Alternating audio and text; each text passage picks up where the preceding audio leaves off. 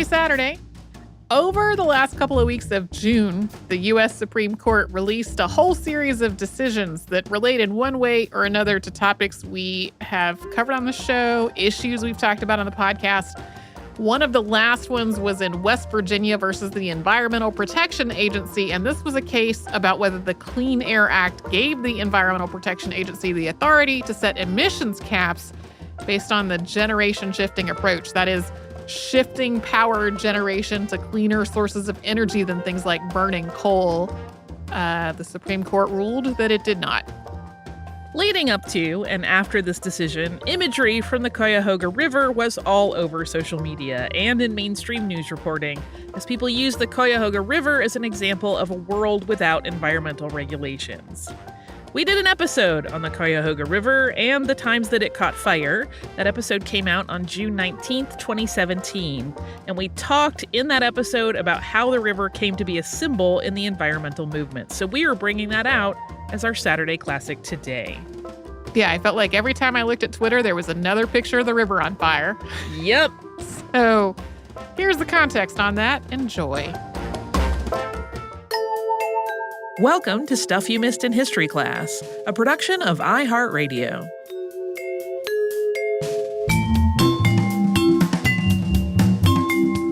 Hello and welcome to the podcast. I'm Tracy V. Wilson. And I'm Holly Fry. Today we are going to talk about an event that became a really huge symbol in the environmental movement, and it's often credited with helping to pass the Clean Water Act and inspire the creation of the Environmental Protection Agency. But like a lot of the things that we talk about on the show, the actual story is way more complicated than that. And the whole thing is often portrayed in a way that has a lot of inaccuracies. In 1969, the Cuyahoga River in Cleveland, Ohio, caught fire. This was not for the first time. It was, in fact, for the last time. But for the people who have heard of this fire, the image that probably came to your mind is not from this fire at all. It's from a completely different one. And as we mentioned before the episode, the image that comes to mind for me is REM singing about Cuyahoga. Which has nothing to, and no historical significance other than it was a great song. I don't even know it. So maybe after we record, I will go look it up. There you go. Cleveland, Ohio, sits on the shore of Lake Erie along a very twisty part of the Cuyahoga River, which empties into the lake. And there are a couple of different theories about where the river's name comes from, either a Mohawk word for crooked or a Seneca name meaning place of the jawbone. And sometimes these are also conflated and described as being a Seneca word for crooked. Yeah, I found that a lot of times before I found this thing that spelled it out completely differently. Centuries before the establishment of Cleveland, the Cuyahoga River Valley was home to several indigenous cultures, beginning with prehistoric nomadic peoples who came into the area roughly 13,000 years ago. Later, the River Valley's prehistoric inhabitants also included peoples from the mound-building Hopewell culture, followed by what's known as the Whittlesey people. What we know of these cultures comes from the archaeological records, so we don't know their actual name. Hopewell comes from Mordecai Hopewell, who owned the land that was home to a series of their mounds. Whittlesey is named for geologist and archaeologist Charles Whittlesey. Cleveland was established on part of the Connecticut Western Reserve. This was land in the Northwest Territory that was claimed by Connecticut. Although the Seneca likely used parts of the Western Reserve as a hunting ground, the area that became Cleveland doesn't appear to have had a permanent population in the decades just before its founding. That changed when Moses Cleveland surveyed and mapped the Connecticut Land Company's Western Reserve holdings. Cleveland was the first settlement that was established after this survey, which was completed in 1796. The population of the newly established Cleveland grew very, very slowly. Although the immediate area wasn't permanently inhabited, other parts of what would become the state of Ohio were. People were reluctant to move to the area out of fear of attacks by the indigenous population. And until the 1820s, it was also hard to get to thanks to a lack of roads or other transportation options. Eventually, steamboats on Lake Erie, roads, railroads, and the construction of the Ohio and Erie Canalway made it more accessible. As Cleveland grew, it became an important industrial center in the United States. Standard Oil Company, which is still a recognizable name, was established by John D. Rockefeller, and it was founded there around 1870. Steel mills became a huge part of Cleveland's economy and also one of the major employers, with almost 30% of the city's population working in the steel industry by 1880. These industries and the city itself grew up in a time when there wasn't a lot of regulation about how to handle waste. Sewage emptied into the river, as did industrial waste and runoff. The water became so dirty that if you fell into it, you went to the hospital when you got out again. This wasn't remotely unique to Cleveland, and to a lot of people, a river that was obviously visibly filthy was a necessary trade-off for all of the industry that was bringing money into the city. Cleveland's population peaked in 1950 at nearly 1 million people. But then, as was the case for many other industrial cities in the United States, the industrial sector started to decline.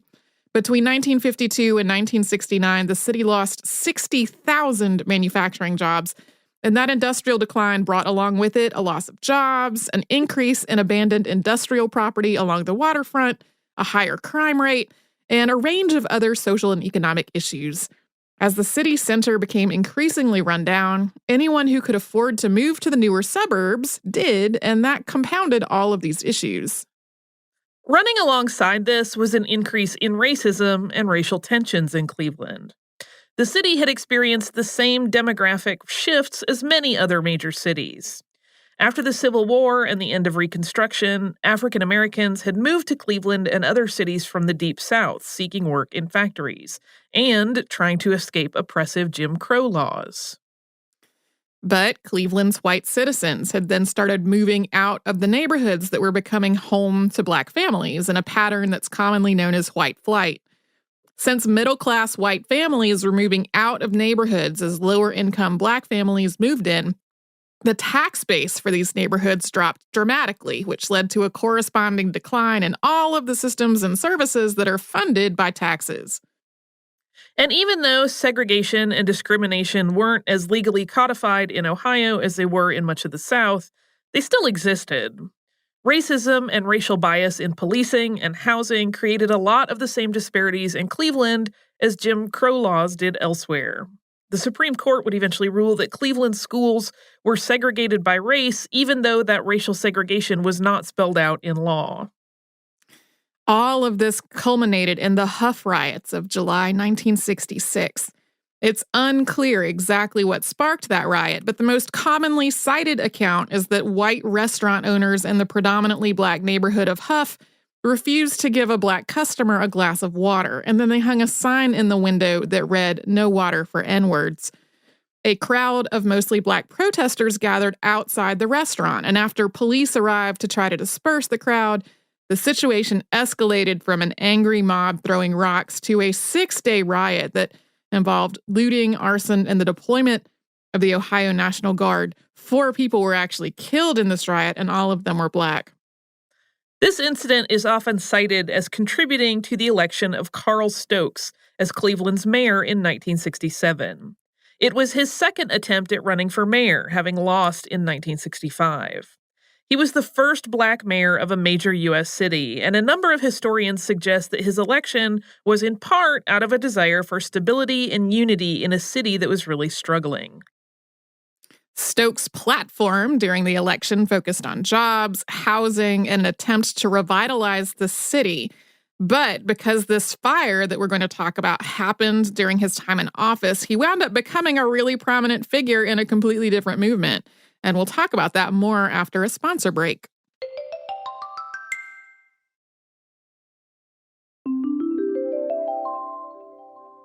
On June 22nd, 1969, sparks from a train passing over one of the trestles that crossed the Cuyahoga River ignited oil that had collected on its surface, and the resulting fire was pretty visually dramatic. It reached about 5 stories tall. Firefighters extinguished the blaze within 20 or 30 minutes, but not before it damaged 2 rail trestles, one belonging to Norfolk and Western Railroad and the other to Newburgh and South Shore. Estimates on how much the damage cost to repair them varies from between $50,000 and $100,000 depending on who you ask. The city of Cleveland was not particularly traumatized by the burning river. It was not the first time that it had caught fire.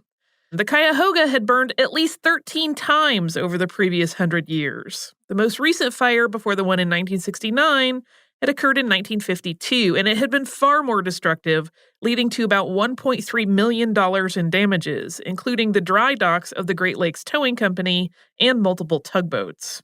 It had nearly reached the Standard Oil refinery, which could have been utterly catastrophic. The river's deadliest fire, which caused 5 deaths, had happened in 1912. To be clear here, the Cuyahoga River is by far not the only river in the world to have ever caught fire. Just as examples, other Great Lakes tributaries did during the 19th and early 20th centuries as well, including the Chicago and Buffalo rivers. And this also still happens. As just one other example, India's Bellender Lake has caught fire more than once this year, which is 2017. And of course, there are also lots of other pollutants that can be in the water and be dangerous in ways that don't involve setting on fire. By 1969, the city of Cleveland simultaneously shrugged off river fires and viewed them as a threat. When the river caught fire, it wasn't met with a lot of public fanfare or panic, but there was an increasing awareness of the need to clean up the river. That need, though, was driven by the risk of fire damage, not really a desire to clean the river for its own sake. Air pollution, which could easily spread to the more distant suburbs, got a lot more attention in terms of general pollution cleanup. The flammable river was also a problem that Cleveland was actively working on.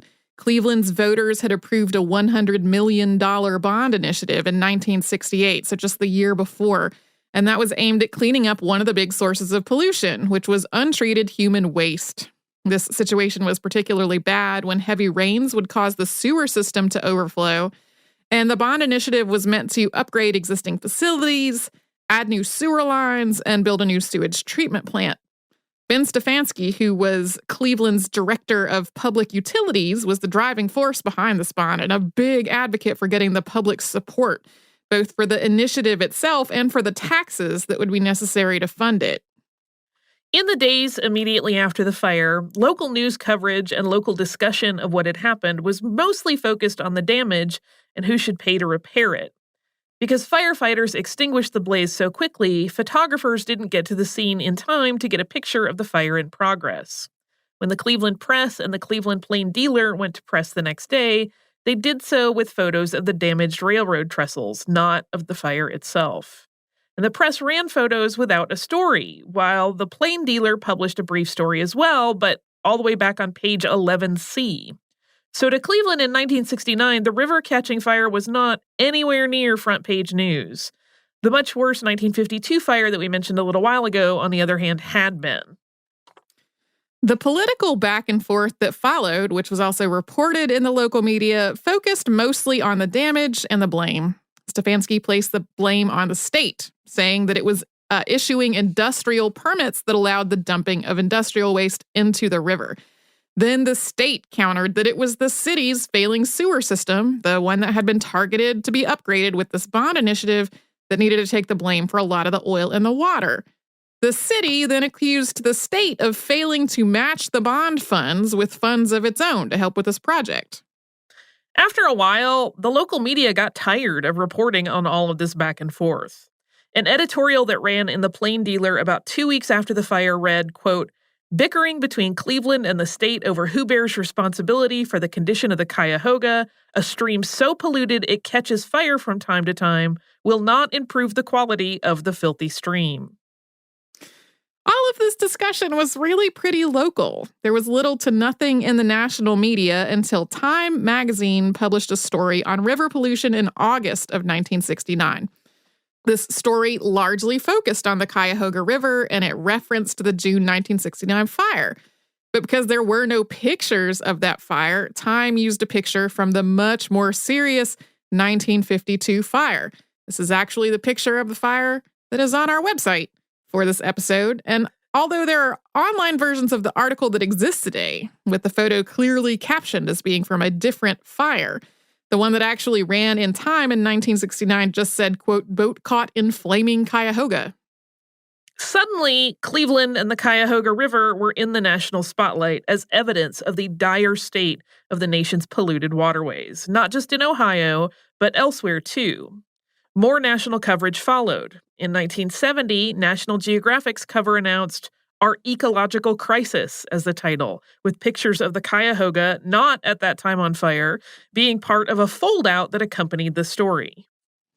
The river at that point was still visibly incredibly filthy. And although retrospectives that are written today usually note correctly that the 1969 fire was the last and not the first, and they don't usually use an out-of-context picture with no explanation that it's really from an earlier fire, in the 1970s and even 1980s, a lot of the articles that evoked this fire were just sloppy. They got key dates wrong. They described the fire as something that stretched over miles of river when it was really pretty contained. There were lots of other embellished details, and they made it sound like the 1969 fire was both unique and a massive disaster, rather than something that was appalling. I mean, the river should not catch fire, but it was also contained, quickly extinguished, and was something that happened, as the newspaper said, from time to time. With all of this inflated coverage, the 1969 fire took on an almost mythical aspect. People started remembering, and we're using the air quotes there, seeing the fire on TV, even though no television footage existed. As you recall, we mentioned that reporters got there too late to even get photographs. Randy Newman wrote the song Burn On about the fire in 1972, and in the liner notes to a later album said he had seen this non-existent TV broadcast. In part because he was the first Black mayor of a major U.S. city, Carl Stokes became a very visible presence in all of this coverage. And eventually, this blossoming national focus circled back around locally, with Cleveland area schoolchildren writing hundreds of letters to him, asking him to clean up the city's pollution, including the quality of the air and the health of Lake Erie. Most of the letters were from suburban kids who didn't live near the river, and few of them actually mentioned the river, but they advocated in general for a cleaner Cleveland and a cleaner planet. More about how that idea spread from elementary school children onward is going to happen after we first pause and have a little sponsor break.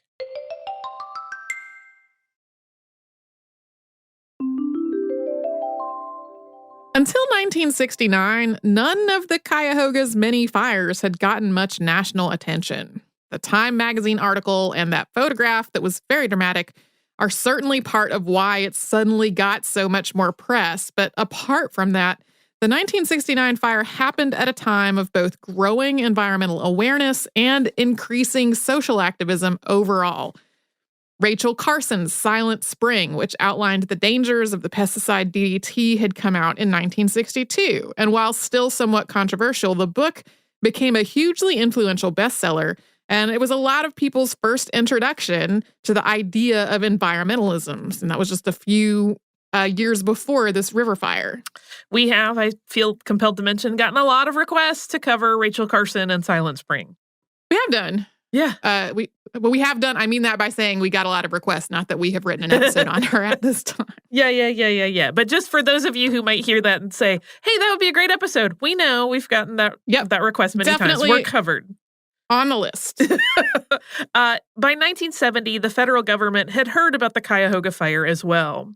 Louis Stokes, brother of Mayor Carl Stokes and a member of the U.S. House of Representatives, spoke before the House in late 1970, advocating adding language to a flood control bill that would allow the U.S. Army Corps of Engineers to study water quality in the Cuyahoga River. He described the fact that it had even caught fire as shameful. He also made it seem like the Cuyahoga was the only flammable river. Yeah, I don't think it's definitely not the only flammable river, but I think that was more of an oversight than a deliberate effort to make it focus only on Cleveland. But after this point, both Stokes brothers and the fire itself became a huge, visible part of a campaign for federal regulations of both the environment and water quality. Outside the halls of government, the environmental movement was also continuing to grow. The first Earth Day was observed on April 22nd, 1970. And as part of that first Earth Day, which had celebrations / protests / observances all around the country, college students at Cleveland State University marched from campus to the Cuyahoga River. The National Environmental Protection Act, NEPA, was signed into law on January 1st of 1970. This was one of the nation's first general laws to protect the environment. President Richard Nixon also announced his intention to establish an environmental protection agency in the spring of 1970. The agency itself was established on December 2nd of that year, and the Clean Water Act followed in 1972. President Nixon actually vetoed the Clean Water Act because of the cost involved, but Congress overrode his veto.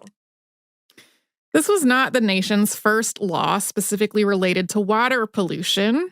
That, at least in the most concrete terms, would be the Federal Water Pollution Control Act of 1948. The Clean Water Act was essentially a series of amendments to that 1948 law. Among other things, it established a structure for regulating the discharging of pollutants into the water. It funded the building of new sewage treatment plants in places that needed them, and it authorized the Environmental Protection Agency to implement programs for pollution control. Of course, that's not the end of the story. There have continued to be new laws and rules about pollution and water since then, with a continuing focus on weighing the cleanliness and safety of waterways with the impact to businesses to maintain it. This includes the heavily contested 2015 Waters of the United States Rule, also known as the Clean Water Rule, which is currently undergoing a review process through the EPA, the Army, and the Army Corps of Engineers. In spite of the various agencies and regulations, polluted waterways and municipal water systems also continue to make headlines, including the Flint, Michigan water crisis, in which the city has not had clean water since 2014. A number of sources like to sort of the Cuyahoga River Fire of 1969 and its impact on environmental protection laws. They note that cities and states had begun doing their own work on cleaning up rivers, lakes, and streams before the federal government ever got involved. The industrial decline in Cleveland also meant there were a lot fewer factories discharging waste into the river, which meant that the river was cleaner than it had been in decades prior. And while all of this is technically true, the Cuyahoga River was still really, really dirty in 1969, as were many other rivers that had been adjacent to a similar cycle of industrial rise and fall. It's also difficult for any one state or municipality to tackle the problem of water pollution on their own, since most bodies of water cross through multiple jurisdictions. As it became a symbol for catastrophe and a need for environmental stewardship, the city of Cleveland also became a national target of embarrassment. Articles in the wake of the fire described it as a crumbling relic of a fading industrial era, with white flight leaving the city's downtown as a derelict shell. And while some of the criticism was warranted, we talked about a lot of these issues in the first act of the show, a lot of the coverage really became unnecessarily mean-spirited, with Cleveland being nicknamed the mistake on the lake. Even after years of environmental cleanup and a downtown renewal that started in the 1980s, Cleveland's reputation as a collapsing mess persisted. There is even a joke in the 2003 series finale of Buffy the Vampire Slayer that Cleveland is on a hellmouth. I think a lot of people who grew up after this era, like after the Nixon presidency and the creation of the EPA and all that stuff, who don't remember this specific story about Cleveland, still grew up with the idea that Cleveland was some sort of rundown laughingstock without really knowing why. Yeah. And this is a lot of why. And of course, obviously, industry was not the only thing that there was going on in Cleveland before any of this happened. It's just the thing that's most relevant to what we were talking about today. And today, the Cuyahoga River Fire of 1969 has been somewhat reclaimed by the city of Cleveland. With a pinch of self-deprecating humor, Great Lakes Brewing Company opened in the Ohio City neighborhood of Cleveland, not far from the river, in 1986. And they brew a Burning River Pale Ale, which launched in 1991, and it has labeling that gives a nod both to the infamous river fire and to the Clean Water Act that followed it. Great Lakes Brewing Company also hosts Burning River Fest, which is a festival to support the environmental organization Burning River foundation, I think a lot of the rest of the world is gradually catching up to the idea that Cleveland has renewed a lot of itself since 1969 when the river caught on fire. At least I hope. Featured on the Drew Carey Show with much positive framing. Yeah. Well, two dear friends of mine who grew up both in Ohio and then lived in Atlanta for many years, which is where I knew them, have just moved back to Cleveland, and they certainly would not have moved to a place that was terrible. So yeah. I definitely hope that, I mean, every place has legitimate criticisms, but I don't think Cleveland deserves to be the laughingstock that it was for so many decades. Yeah. I have a good friend that moved there several years ago. It's more than several, who had never been there and was kind of like dreading it because still that shadow of stuff that we grew up with, that it was not a great place. And she had this like, this is actually a wonderful place to live. So she reports only good things. Yeah.